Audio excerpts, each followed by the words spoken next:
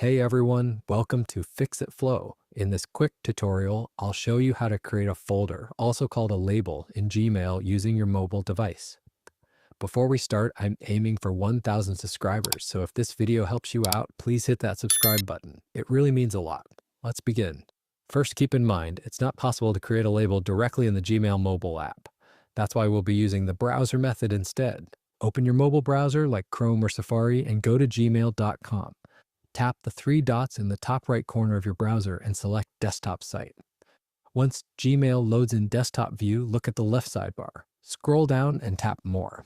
Keep scrolling until you see Create New Label. Tap on it. Enter the name you want for your folder or label, and then tap Create. That's it. Your new Gmail folder label has now been created, and you'll see it listed in the sidebar. And that's how you can create a folder or label in Gmail on mobile. If you found this tutorial helpful, don't forget to like, subscribe, and drop a comment if you have any questions.